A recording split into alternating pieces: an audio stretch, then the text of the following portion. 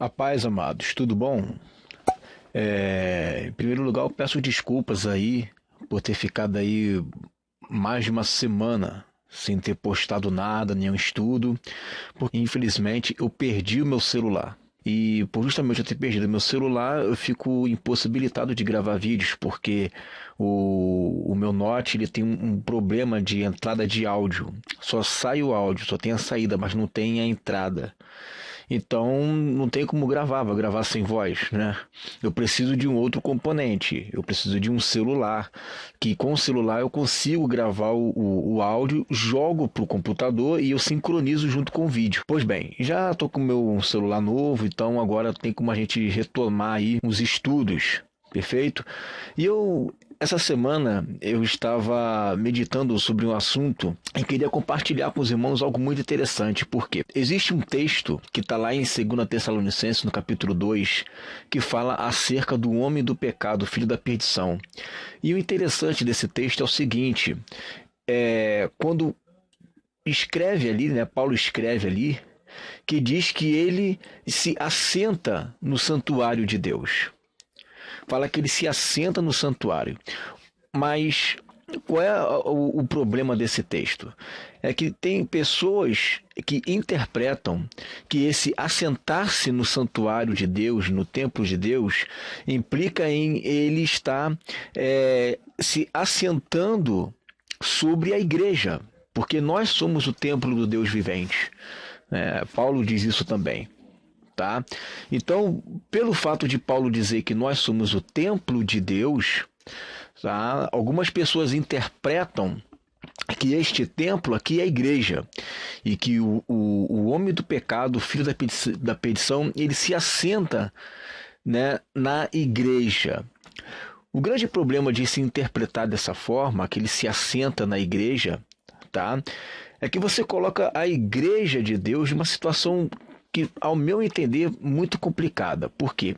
Porque aí você vai entender que esse que se assenta, tá, ele está regendo, né? Ele mesmo se assenta, tem até a palavra aqui no grego, né? Olha só, é catizo, né? Conferir um reino, tá, a alguém, sentar-se, né? Ou seja, está governando.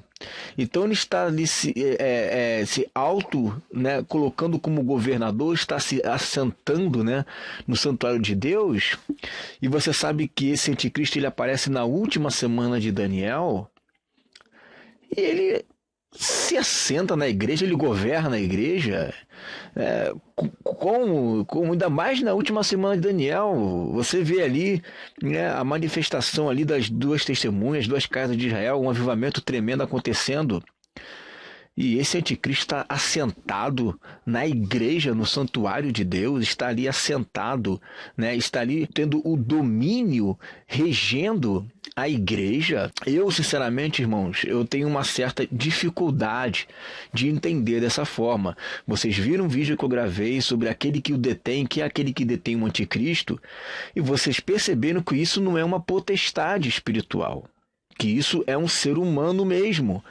Tá? Se é um ser humano mesmo e não é uma potestade espiritual, isso significa que esse templo aqui não é o templo igreja espiritual. E eu já vou chegar aqui nessa questão desse templo com mais detalhes.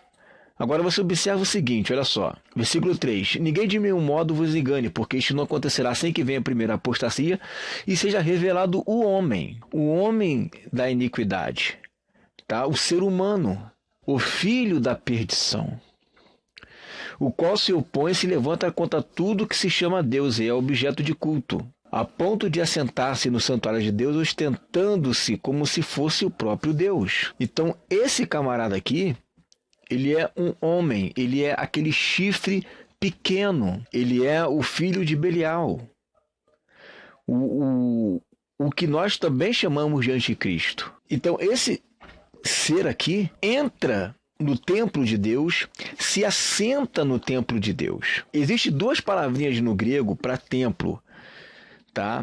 Que é naos, que é o que está aqui, ó, santuário, ó o que vai aparecer aqui no santuário.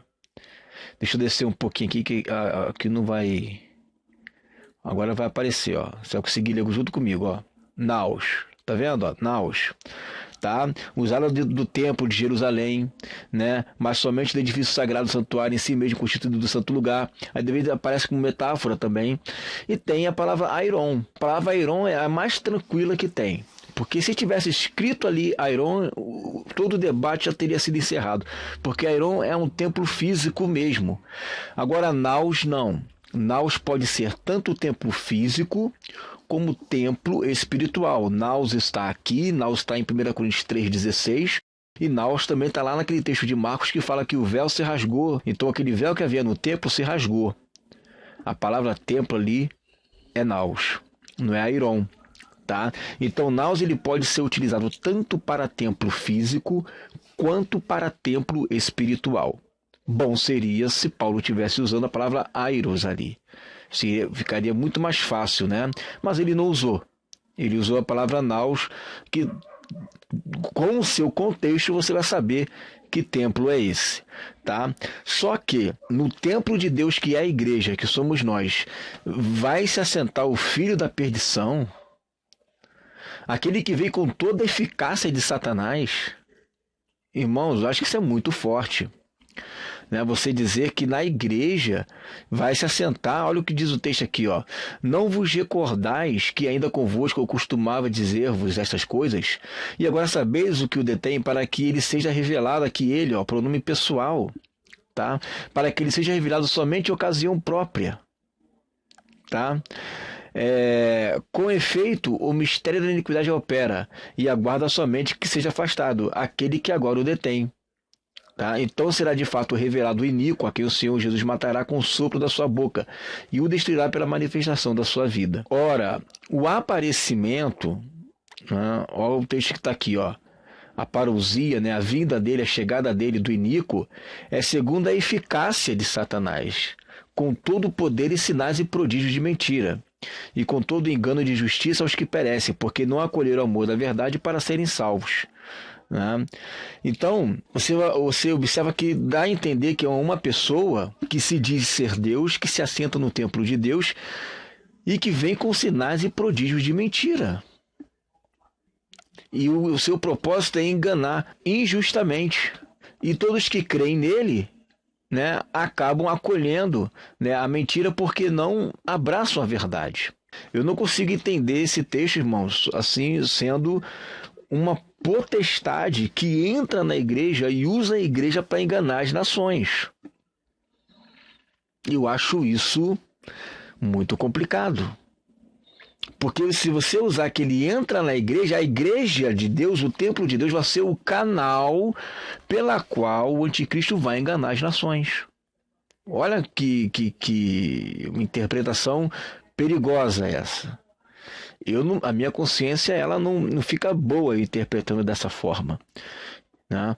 Que a igreja vai ser o canal pela qual o diabo, o Satanás, né, ele entra através dessa potestade e acaba enganando as nações por intermédio do templo de Deus, que somos nós. Bom, numa casa não pode existir dois senhores, né? Eu não consigo entender dessa forma, eu não consigo, tá? Para mim, esse templo aqui é um templo que vai estar lá em Jerusalém, correto? É um templo que vai estar lá em Jerusalém. Eu não vejo isso como uma potestade. Se existe uma potestade, essa potestade é o que João fala, que é o espírito do anticristo. E quem tem esse espírito do anticristo, esse é o anticristo. João falou que já surgiu muitos anticristos no tempo dele. Já havia muitos anticristos. Correto? Só que, assim como nós também temos o Espírito de Cristo, e por isso também nós somos Cristos, porque nós somos ungidos, Cristo é ungido, assim como nós somos ungidos pelo Senhor e somos os muitos Cristos, mas existe um cabeça, que é Jesus, que este é o Cristo, correto? O Senhor dos Senhores. O anticristo, o filho da perdição, o diabo, vamos colocar assim, ele também tem um corpo de anticristos, que é o oposto ao corpo de Cristo, mas que também tem um cabeça. O pai tem o seu cabeça, que é o filho, e o filho tem o seu corpo. Satanás terá o seu cabeça, que é o filho da perdição, e existe vários que estão ali rodeando e que os vão seguir. O que acontece é que a formação do corpo de Cristo vem desde, de muito tempo. Assim como o corpo do anticristo vem desde de muito tempo. E no tempo oportuno, esse anticristo, que vai recapitular todo o mal em si, ele vai aparecer segundo toda a eficácia de Satanás. Entendeu? Então existe um cabeça Cristo, existe um cabeça que é o homem do pecado. Existem os seus muitos ungidos, que somos nós, os cristos, e existe os muitos enganadores, que são os anticristos. É uma batalha espiritual de corpo a corpo, de cabeça com cabeça. Um enviado pelo pai da mentira, outro enviado pelo o nosso pai, o Criador dos céus e da terra. Então uma batalha espiritual.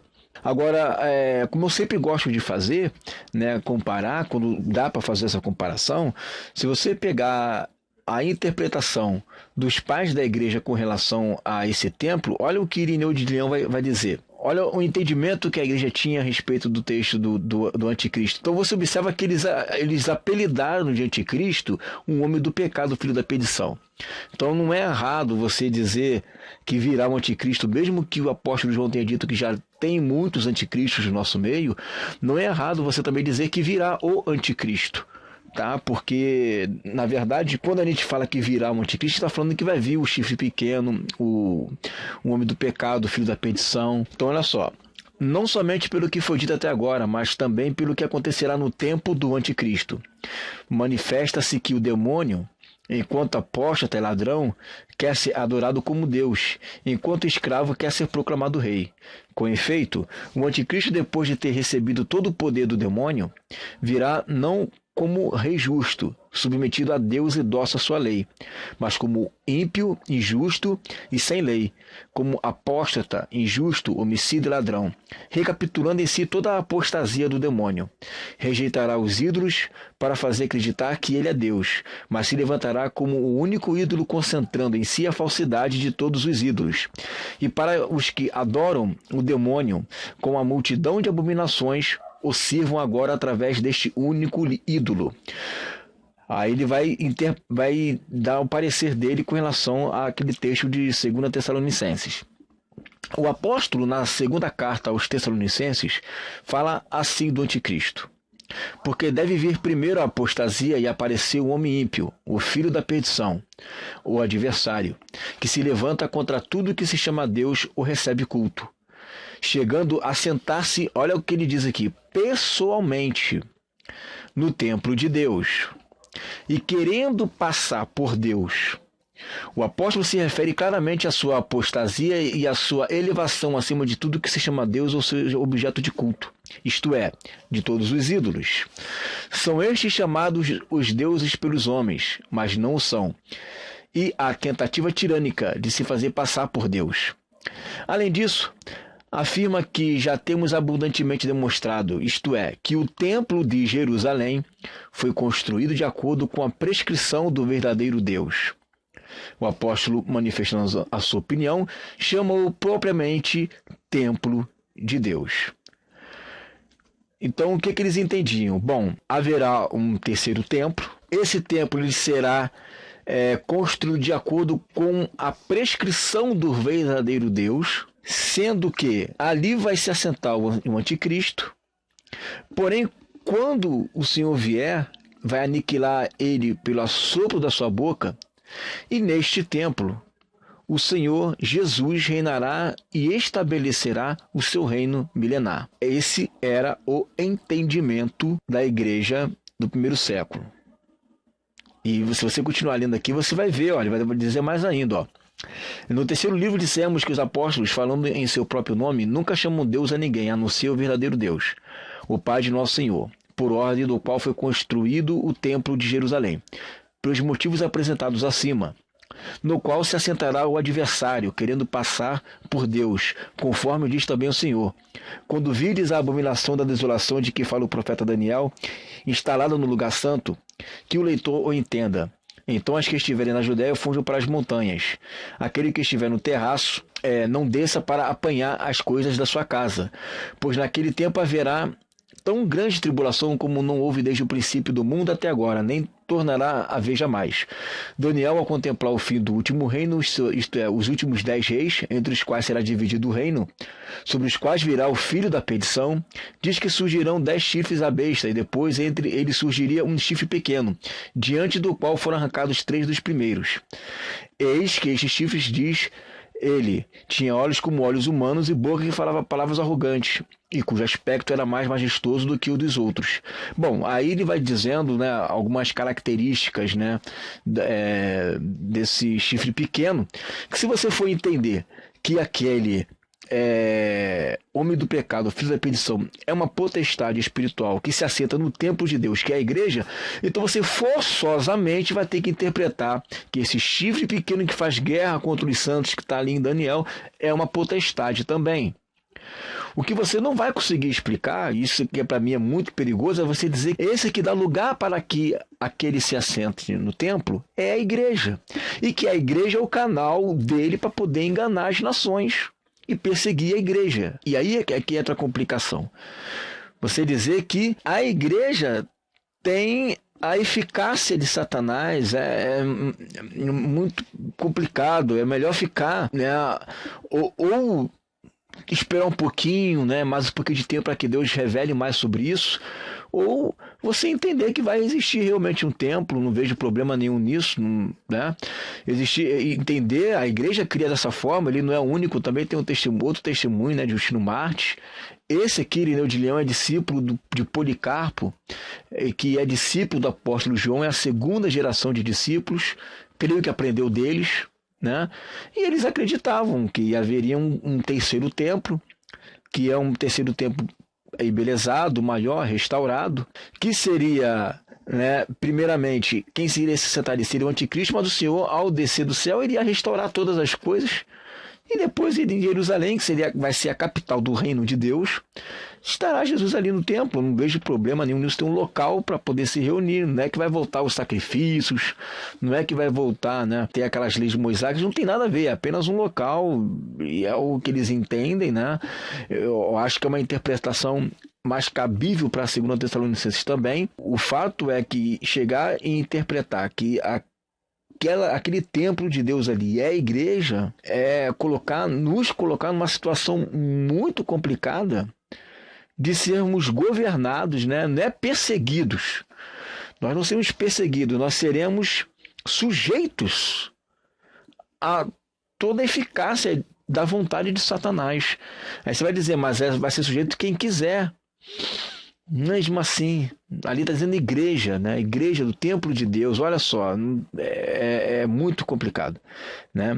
Então é melhor interpretar que esse texto se refere realmente a um homem, que o próprio texto diz isso, homem filho da perdição, interpretar dessa forma como eles também interpretavam, né? E que faz toda a coerência com os textos de Naum, com Isaías, com tantos outros textos aí, que isso se encaixa melhor, e ver através disso que existe realmente um propósito aí para que seja reconstruído um terceiro templo. É minha opinião. Se vocês quiserem deixar a sua opinião de vocês aí, né, para a gente poder meditar melhor, a gente pode acrescentar uma coisa a outra, né, e fazendo perguntas, né, colocando essas coisas na mesa, e que a gente vai chegar a um denominador comum. Amém, queridos? Fica essa palavra em nome de Jesus.